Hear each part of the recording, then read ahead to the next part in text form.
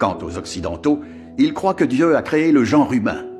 En réalité, tout cela n'est que mythologie et légende. Ceux qui ont pris la parole, vous avez bien parlé. Et vous avez tenu des propos raisonnables.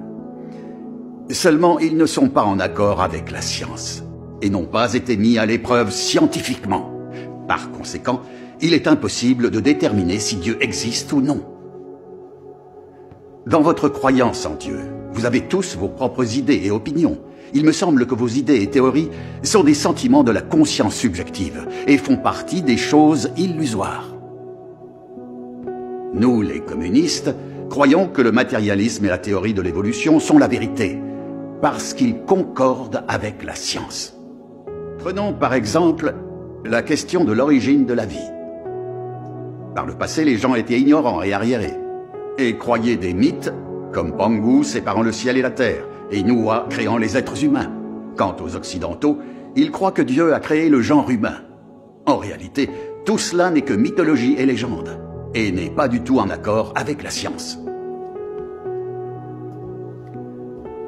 Depuis qu'est née la théorie de l'évolution, qui explique très clairement l'origine de l'espèce humaine, et la façon dont les hommes ont évolué à partir des grands singes, t'as compris? La science a complètement invalidé les légendes de la création de l'homme par Dieu. Tout a évolué de manière totalement naturelle. C'est la seule vérité. Par conséquent, nous devons croire à la science et à la théorie de l'évolution. Vous qui êtes là, vous êtes des gens éduqués et cultivés. Comment pouvez-vous croire en Dieu? Je ne comprends vraiment pas.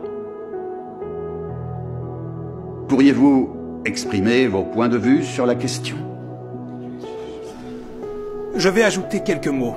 Vous autres membres du Parti communiste, vous croyez que le matérialisme et la théorie de l'évolution sont la vérité. Et vous vénérez Marx et Darwin. Alors comment se fait-il que de moins en moins de gens croient au matérialisme et à la théorie de l'évolution? Les croyants en Dieu forment la majorité de la race humaine. Aucun des vrais croyants en Dieu ne croit à la théorie de l'évolution. Même parmi ceux qui ne croient pas en Dieu, beaucoup doutent de la théorie de l'évolution. Y a-t-il des êtres humains de nos jours qui croient en Darwin? Y a-t-il des gens qui reconnaissent la théorie de l'évolution comme la vérité? Il se peut que ce genre de personnes soit rare. Professeur Soon, je peux vous poser une question? Est-ce que tous ceux qui croient à la théorie de l'évolution reconnaissent que les grands singes sont leurs ancêtres? Lorsqu'ils rendent hommage à leurs ancêtres, s'inclinent-ils devant les grands singes? De quoi tu ris? Tu n'as pas le droit de rire. Silence! Même s'ils ne s'inclinent pas devant les grands singes, s'ils répètent tout le temps que la théorie de l'évolution est la vérité, ils ne mettent pas en pratique ce qu'ils prêchent, n'est-ce pas? Sois sérieuse. Professeur Soon, vous vénérez tous la science. Basez tout sur la science et expliquez tous les problèmes par la science.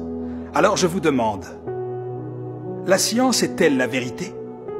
D'où la science vient-elle en fin de compte? Pourquoi tant de scientifiques publient-ils toutes ces théories que d'autres scientifiques réfutent par la suite? Osez-vous dire que la science est la vérité? Je vous pose donc la question. La science purifie-t-elle la corruption de la race humaine? La science peut-elle sauver la race humaine du pouvoir de Satan? La science peut-elle faire en sorte que les gens se détournent du péché et vivent une vie qui ait du sens? La science peut-elle apporter la paix au monde? Peut-elle rendre la race humaine heureuse et lui donner une destinée glorieuse? La science peut-elle conférer le bonheur et la sécurité aux gens?